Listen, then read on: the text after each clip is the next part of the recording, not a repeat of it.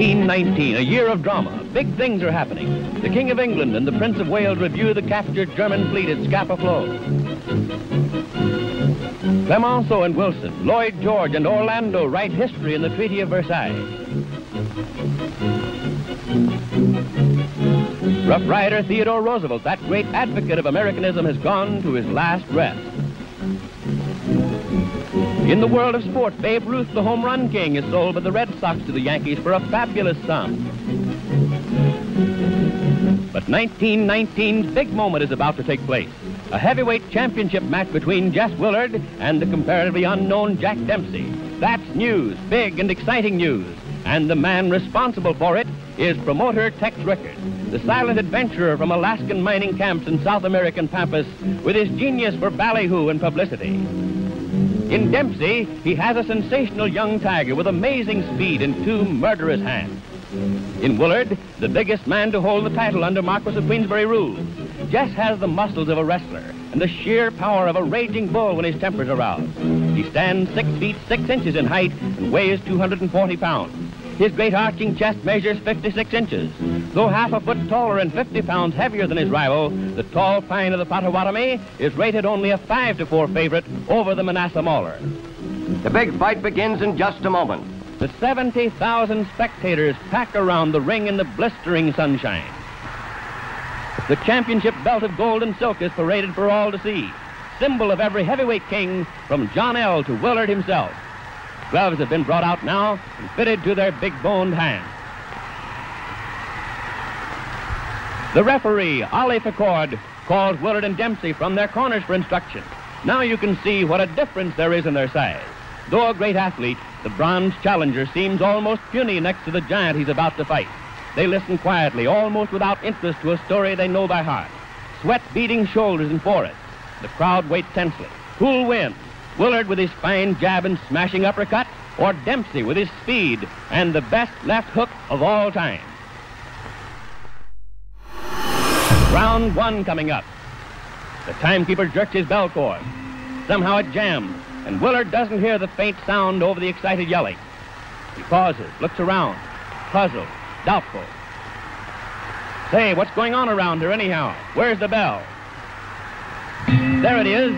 So the big fight begins, and Big Jess moves easily into action. The mahogany-hued Dempsey circles, moving in and out with cat-footed quickness. The champion wants to keep Jack at long range with his poking left jab, but Dempsey won't let him do it. He's never still for an instant, bobbing and weaving around. It looks like a test of speed against power, and Willard has no chance to get set against Dempsey's speed.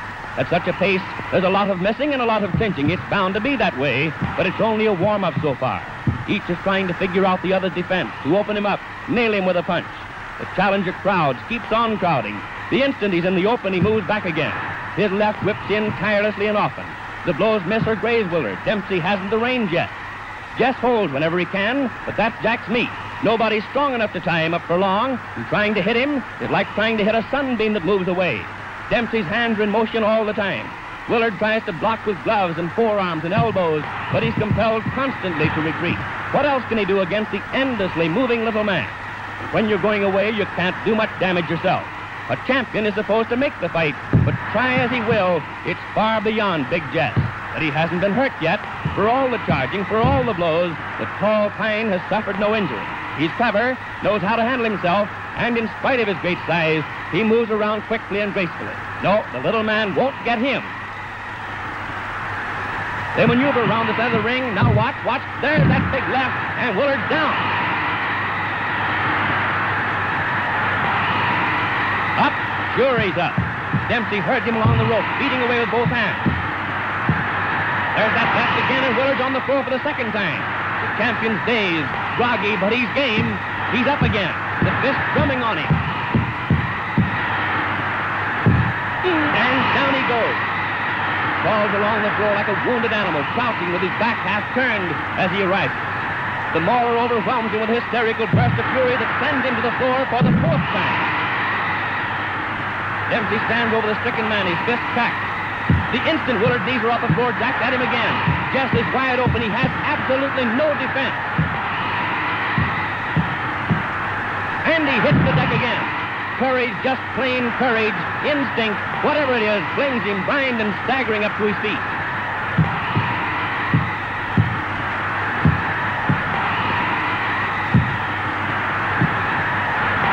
Willard reels around the ring, powerless, with Dempsey pumping rights and lefts into him.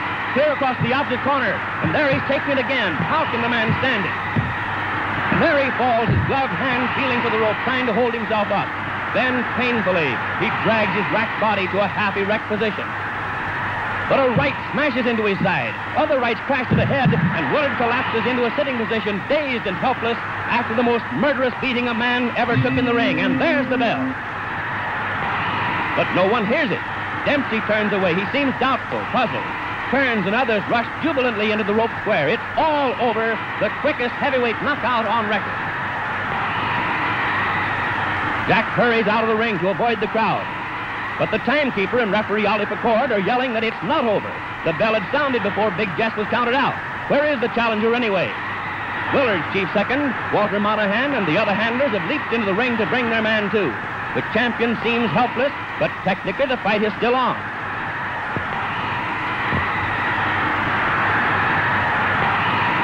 Doc turns, rushes to the rope. Jack, hey Dempsey, come back, come back. 1-2, and the bell sounds again. Amazingly enough, Willard rises for the second round. Beaten as no man ever has been, he advances into Dempsey's raging fists. He jabs as though any jab could keep that tiger away from him. With all his wearied, broken body, Jess does his best to keep going. Why? It's no use. He hasn't a chance. But there's the tradition of all champions behind him. He has to fight even when he has nothing left to fight with. Jess may not have been a great champion, but no braver man ever laced on a pair of gloves. If he quit under punishment, no one would blame him. It's courage, nothing but magnificent courage that's holding him on his feet. No matter what he does, he can't get away from that tiger who's stalking him. His arms and legs are heavy with exhaustion. Salt sweat burns the gashes Dempsey's fists have opened. When Jack bores in and hits him, drives him around the ring, he can't muster enough strength for a dangerous punch in return. The seconds and minutes are ticking by faster and faster. There isn't much time left in the round. If he's to get his KO before the bell rings, he'll have to do it in a hurry. But Willard's only thought is to protect himself, and weak and tired as he is, it's no cinch to get him set for the finishing punch, even when he's driven helplessly back against the rope. He wobbles about and clinches, does his best to save himself from his relentless foe.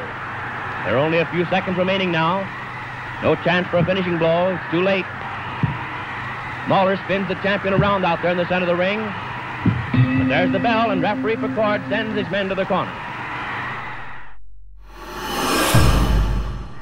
Round 3, and at the start of the third, there's no easing up in Dempsey's attack. His left hook still thunders. In the clinches, Willard is no longer strong enough to make even a pretense of blocking the uppercuts that shake and hurt him. Still, the clinches are the only sanctuary left him. Out in mid-ring, he's helpless. He's lost all coordination between brain and hand. His efforts are pitiful. He was big and good-looking and smiling when he came into the ring. Now he's a lurching, tottering wreck of a man. Dempsey beats at him, in the body, shifting his attack for a moment from that pitiful face. A new champion's being born here, born in the torrid heat among the yells of 70,000 spectators, born in blood and effort and pain. It's bad for Willard, taking the hammer blows of the ring's greatest puncher, but it's no picnic for the man who's winning either. His lungs strain, his heart beats in his throat, his arms are like lead, but still he carries on that deadly attack. He pours leather at the giant who should have gone down long ago, who would have gone down, but for the heart of a lion and the endurance of a buffalo. Even the spectators are beginning to flinch at the sight. This is no fight. It's a slaughter, a massacre. Big Jess has no more chance than a babe in arms. Look at the heavyweight champion of the world. His face is pounded almost to a pulp. His tired, dazed eyes peer through a mask of blood. It's dripped down over his body, stained his trunk, spotted his legs. Even Dempsey's smeared with the sanguinary fluid. Each time the Mauler goes into the clinch, he gets more of it. Why doesn't the referee stop it? Why? But Ollie Picord comes from the old school. There's only one way for a champion to finish, they say, and that's on his back.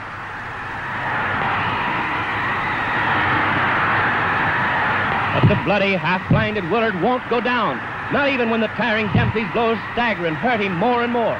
And again the seconds are running out. The round's nearly over. And the impossible has happened again. Big Jess has lasted through this another murderous round with this roaring Dempsey.